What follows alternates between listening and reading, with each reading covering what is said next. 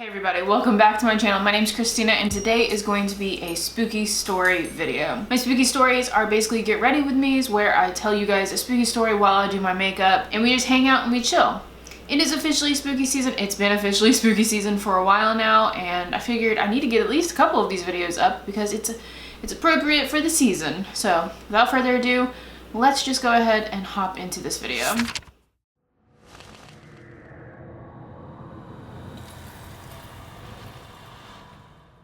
So as always, I don't typically tell you guys what products I'm using on my face. Those will all be down in the description below.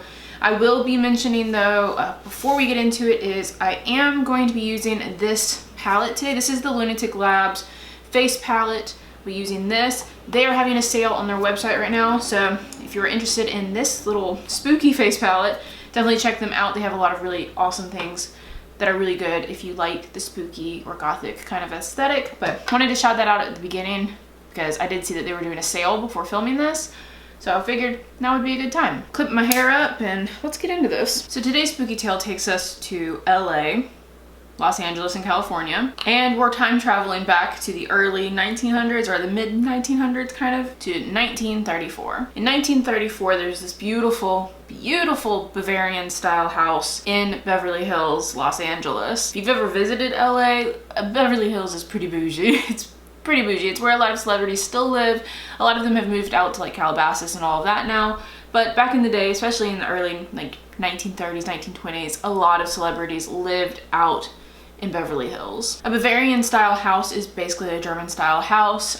There's different varying looks to them, but overall they always give me like cozy fairy tale vibes almost, unless you read the Grimm fairy tales, and then, you know, it could totally be spooky. So whichever way you look at it, a Bavarian style house is either spooky or lovely. In 1934, Jean Harlowe bought and moved into the house with her then husband, Paul, I was gonna say Paul Rudd. That is incorrect. Paul Byrne. Got Paul Rudd on my mind apparently. And with her new husband, Paul Byrne. Again, like I said, I kind of see these style of houses as very cute and quaint, so they seemed to enjoy it when they first moved in. It was just a nice, you know, opulent house. They had a butler, they had like staff that worked for them. And if you don't know who Jean Harlowe is, Jean Harlowe was basically a bombshell. She's like one of those classic Hollywood bombshells from back in the day. She was an actress during the golden age of Hollywood. I mean, her nickname literally was the blonde bombshell or the platinum blonde. Like, she was just quintessential Hollywood at the time. And we saw it, again, exist for a really long time beyond her. I mean, again, Marilyn Monroe even, you know, copied this kind of style and aesthetic, and people still, you know, aspire to have this aesthetic in some certain rings. I mean, it is very outdated now, obviously. It's almost 100 years ago that the standard has existed, but it's still very prevalent. And I think most of us, if you're American, kind of know that. And even if you're not American, I feel like this was one of those things that was super influential outside of the States as well. Jean was born in March of 1911, so she was not very old at the time of getting married to Paul at all, but her career had already taken off.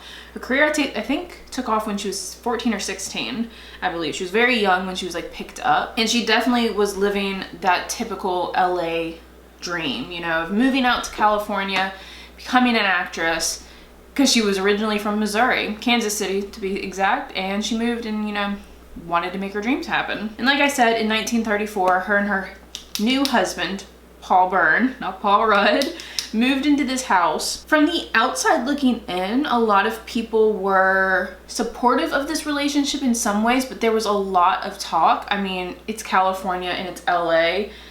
This is still pretty prevalent in a lot of circles. People talk, especially if you're in the like elite circle of, you know, Hollywood.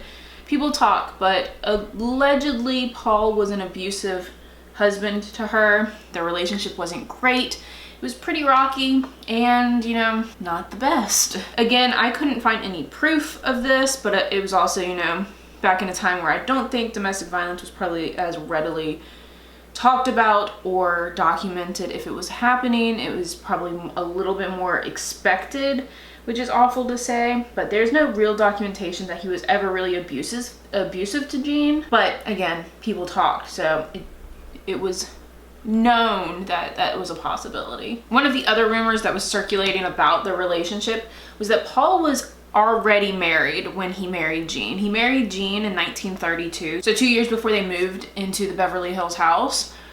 But apparently when they got married, he was still technically married to his former wife, but some accounts say that it was just his former girlfriend and they were never married. So again, it's a little unknown whether or not he was a total sleazebag or not. And this is where the story picks up, my friends. Only a couple months after moving into this beautiful house, Jean finds her husband dead. She finds him in the bathroom with an apparent self-inflicted gunshot wound. I'm saying it in like air quote sound almost because there is a lot of speculation around this man's death, which is why we are talking about it today. I don't typically do true crimey kind of things, but I feel like most spooky stories or ghost origin stories have like a really creepy true crimey background.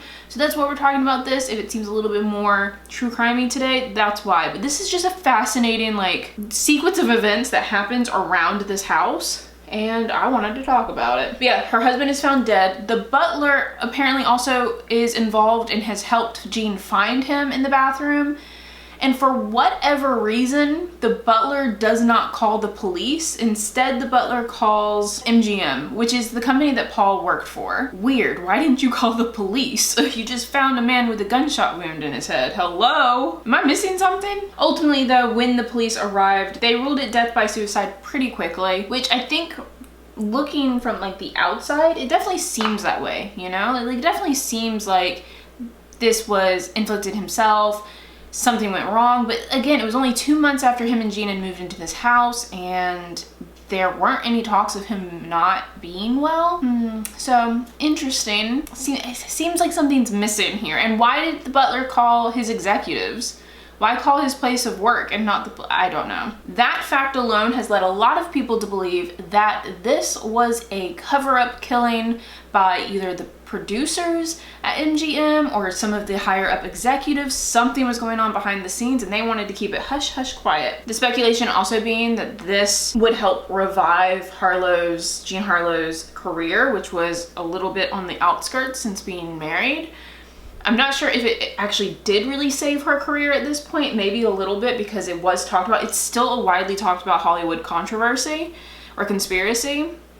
So, I mean, maybe it did help save her career, which could be why a lot of people believe it was a cover-up. To make matters more confusing or more interesting, remember how I said when Paul and Jean got married, he was still technically married, or a lot of people said that he was technically married, but he definitely had a girlfriend or someone else he was seeing before Jean, and like not long before seeing Jean. If anything, he was seeing both at the same time. Well, this ex-girlfriend of his or ex-wife of his, only I think 2 or 3 days later after his death, also died by falling off a boat or jumping off a boat or being pushed off of a boat. Only a couple days later, like no time has passed, you guys. She also meets a very untimely death, which seems maybe unrelated, but also maybe it's just part of this whole cover-up, you know?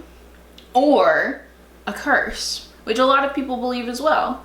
Conspiracy, cover-up, curses, it's one of them, but it is odd. Yep, his ex-girlfriend ends up dying as well, and Jean ultimately ends up leaving this house. She does not want to stay in this house, which could you blame her? Could you blame her? I wouldn't want to stay in this house either. So Jean eventually moves out of this house and moves somewhere else. But a lot of people believe that the house itself is cursed, and this curse followed her because only a few short months after moving out of this house, Jean Harlowe also tragically passes away at like a super young age, I think at 26. But again, she wasn't in the house at the time. She had left the house, but still, of course, people, you know, speculated that it was the curse of the house that followed her and ultimately what ended up killing her. Which at first I wouldn't really think too much about. I'd be like, oh, that's silly, you know? But after her husband died, 2 other people did die in the house by accidental drownings in the family pool. So, I mean, this house has got a body count and it's piling. Again, could be coincidences, could be just Hollywood being Hollywood, could be a curse, who knows. And then for a long time, the house pretty much remained empty, or just switching between hands of people moving in and out of it. A lot of people started mentioning the sightings of a apparition at this point as well, and a lot of people believed it was Paul Byrne, seeing that most people knew about his death. So whether or not these were real sightings or not, again, we can't determine, but sightings basically begin at this point in the 1930s. And then in 1963, a hairstylist by the name of J. Sebring bought the former Harlowe house. Sebring was dating, or Jay, I'm gonna say his first name because I don't know what his freaking name is. At the time of moving in, Jay was dating this beautiful actress named Sharon Tate, and they had been dating for a while and had moved in together. The two didn't last too long though. The two ended up breaking up, and Sharon Tate went on to date a director after that. Classic Hollywood, am I right? But Sharon Tate did share many stories of the Harlowe house, saying that she had some interesting and spooky encounters into the house. She actually did a full interview on the Dick Kleiner show talking about her experiences in that house, and stating that she saw the apparition of Paul Byrne while living there. Now at this point, Sharon Tate had moved out of the Harlowe house and she was living somewhere else. But again, like with all of these other instances of connection to the Harlowe house, Sharon Tate wasn't free of whatever curse or conspiracy was tied to this house. And like I mentioned, Tate had done an interview talking about how she had seen a ghostly apparition in the Harlowe house before she had left. The first description that I already mentioned was, obviously she says she saw Paul Byrne. The other description that she gave was she actually saw another ghostly apparition in the house before she left, and she said she couldn't determine who it was. It was apparently not Paul Byrne. It was another person. She couldn't specify on gender, but she did say that the apparition had a slit throat. And for her, she didn't think anything of it at the time, but a lot of people had said that this premonition, or this apparition, was a premonition. So as I said, she was in a house not too far away from the Harlowe house at this point. It's 1969. Nothing too spectacular. A regular August 6th night in 1969. Sharon Tate is actually pregnant at this time and just enjoying an afternoon. Now, unfortunately for Sharon Tate, what she didn't know is only a year after giving that interview about the Jean Harlowe house, on this nondescript afternoon in August, she would become a victim herself. And on that night, her and all of her house guests became some of the victims of none other than Charles Manson.